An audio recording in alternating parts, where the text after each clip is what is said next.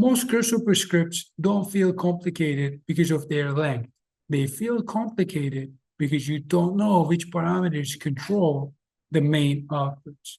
In this video, I'll show you exactly the steps that I'm taking to make my script easier to be read and easier to be shared with others. So the problem that we see, the main problem, a lot of Grasshopper definitions become hard to use and read once they get bigger. But more importantly, the sliders that control things are scattered across the canvas. People waste time zooming around just to change one thing, and if that change is not leading to what they expect, the file can crash, they will waste more time, and so on and so forth. Sometimes the wrong parameter gets changed because nothing also clearly organized.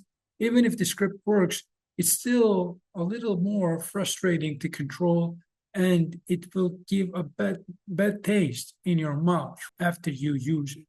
So instead, what I do, let me give you an example first. So in the script that I show here, I had a long script.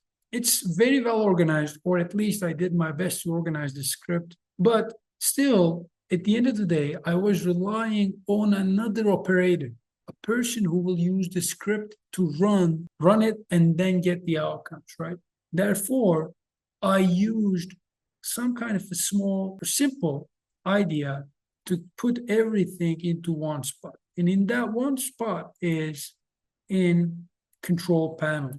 So in this control panel, I have to put the distance between panels, put the scales, put the distance between layouts, scale for ISO view, and so on, so forth. These are the main numeric details that this project should follow to be able to control. But don't get me wrong, there are a lot of different numbers in the definition, but they're all set.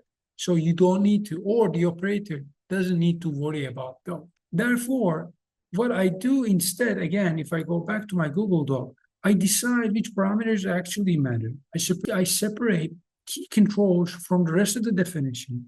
I name the important sliders clearly. I group related controls together, and I try to make script easier to use, easier to read, not just easier to build.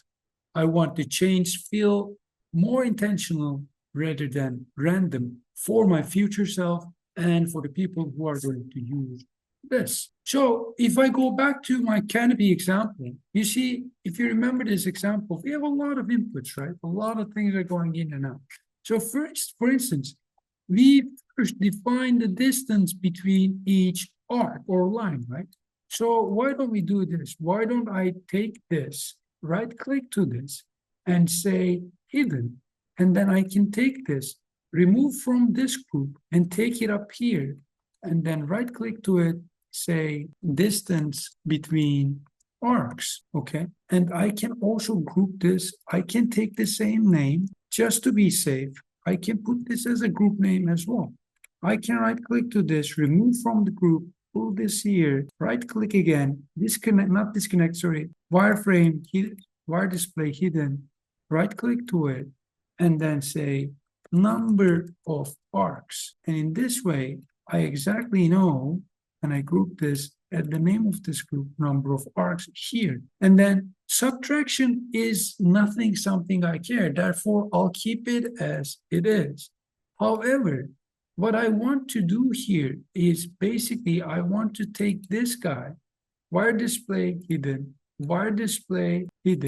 and I want to connect this here, removing it from the group, removing it from this group. I want to remove this piece from all these groups. Don't know why I cannot do it. What I can do, I can delete this for a second, and then I can group this, right-click to this graph, geometric control here, okay? And then I group this. Why? Because this is really important for my setup, and I can always group this back together, and I can always group these guys back together. And that is pretty much what I would do. So now then I can add one view here as control panel. And when I share this file with someone, or if I reopen this file for another case, another use, I exactly know what I need to do. This is especially super handy when you share your definitions with your colleagues and other people. Now I know how I change it, how I add this and back and forth. Again, if you want to change the maximum height and minimum height, you can add these to that equation as well. But for now, I am happy with what I have.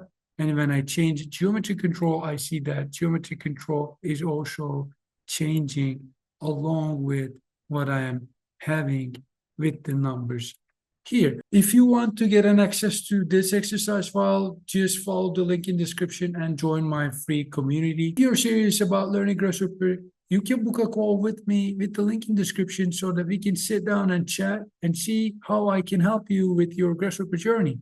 Thanks for watching this, and I'll see you in the next one.